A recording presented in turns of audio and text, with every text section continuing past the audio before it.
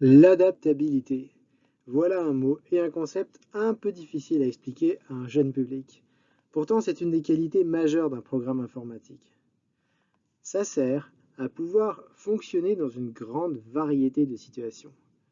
À ce propos, il me vient à l'esprit deux anecdotes intéressantes.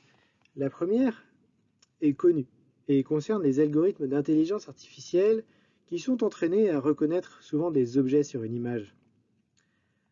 Un jour, on avait appris à un algorithme à reconnaître une vache sur tout un tas de photos assez diverses, des vaches marron, des vaches beiges, des vaches noires à taches blanches, etc. Et ça fonctionnait très bien dans quasiment 100% des cas.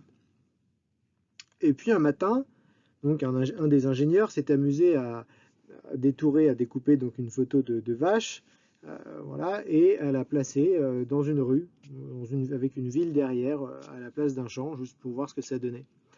Et puis là, grosse surprise, l'algorithme n'a jamais pu reconnaître la vache. Et il s'est rendu compte qu'il avait appris en fait l'algorithme à reconnaître des taches de couleur dans de l'herbe verte. Donc si la vache n'était pas dans un champ, ça ne marchait pas. Alors qu'un enfant serait lui capable de reconnaître la vache n'importe où. Le programme n'était pas adaptable. Il ne savait pas s'adapter à des situations nouvelles. Il avait mal conceptualisé la tâche à réaliser. Voilà un premier exemple de nécessité d'adaptabilité. Je vais vous raconter une seconde anecdote qui, elle, m'a été racontée directement. Elle parle de ce qu'on appelle les tests unitaires. Alors comment expliquer ça simplement? Quand vous développez un programme, vous allez le donner à des gens pour qu'ils le testent. Ce sont des gens qui sont spécialisés pour faire ça, pour voir si votre programme fonctionne dans les différents cas de figure qui peuvent donc s'offrir à lui. Alors, on ne teste pas n'importe comment un logiciel ou un site web. On va créer des scénarios. C'est-à-dire, on va en fait fabriquer un deuxième programme dont le seul et unique but sera de tester votre programme à vous, toujours de la même façon. Et ce programme pour tester répondra par bah, c'est tout bon, ça marche bien, ou alors non, il y a des erreurs. Et le programme donc initial il servait à calculer, pour l'exemple, je crois que c'était la résistance d'un matériau. Et le client avait dit donc au développeur, bah, si je mets comme valeur du matériau 40, le résultat du calcul de mon programme doit donner une résistance de par exemple 120. Voilà, et si je mets donc 60 comme matériau, ça doit donner une résistance de 125 par exemple. C'était deux des scénarios de test parmi un certain nombre d'autres. Et le développeur, donc celui qui devait coder le programme, parce qu'il était paresseux et aussi habitait en fait loin à l'étranger, ne s'est pas du tout embêté à faire un énorme programme compliqué pour modéliser le comportement du matériau, les atomes, etc., les forces. Non, non, non. En fait, il a fait un programme tout bête. Il a dit, si valeur égale 40, renvoyer résultat 120. Si valeur égale 60, renvoyer résistance égale 125. En fait, il était malin. Il savait que son programme allait être testé uniquement sur ces deux valeurs-là et que, comme le test serait validé, ça passerait et il serait payé pour son travail et hop, il pouvait s'en aller. Il avait juste écrit donc 6 lignes de code au lieu de peut-être 10 000. Évidemment, ce programme était totalement inutile puisqu'il ne savait calculer aucune autre valeur que ces deux-là. Et lorsque le client a découvert ça, il était furieux. Mais c'était trop tard. Bref, voilà, l'adaptabilité, c'est bien, c'est quelque chose de positif, et c'est l'objet donc des deux prochains défis. Allez, rideau.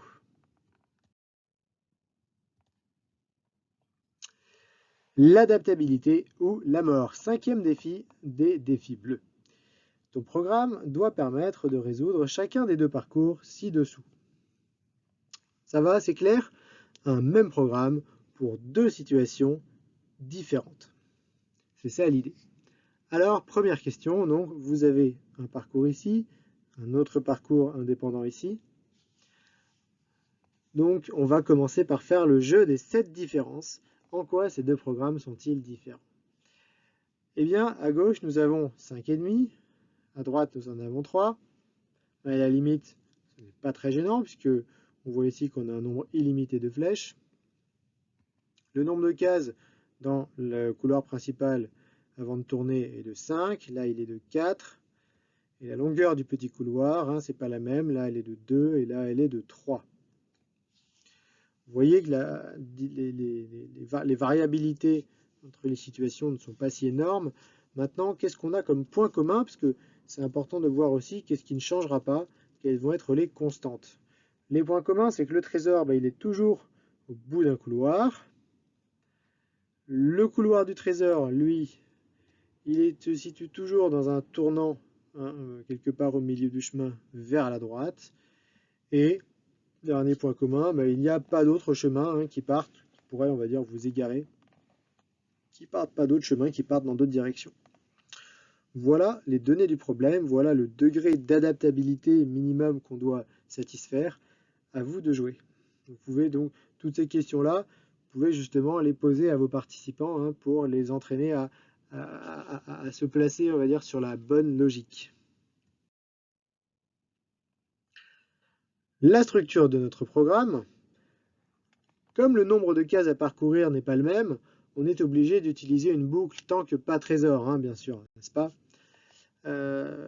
On va donc répéter un ensemble d'actions à chaque fois qu'on va avancer, jusqu'à ce qu'on arrive sur le trésor. Et à la fin de tout ça, on creusera. Voilà les 3 choses à faire, les 3 choses importantes à faire à chaque itération. Premièrement, nous allons tester s'il y a un chemin qui part à droite, puisqu'il n'y a jamais rien qui part à gauche, on l'a vu. Donc, si un chemin part à droite, on tourne à droite. Deuxièmement, avant d'avancer, il vaut mieux toujours tirer. On tire donc à chaque fois, on s'embête même pas de vérifier s'il y a un ennemi. Et enfin, donc, comme la voie est libre, eh bien on peut avancer. Voilà, notre programme est fini, il gère bien les 2 parcours indifféremment. On a respecté les 8 lignes de code, hein, qui est la longueur minimale, et on a utilisé toutes les couleurs de briques. C'est bon, à bientôt.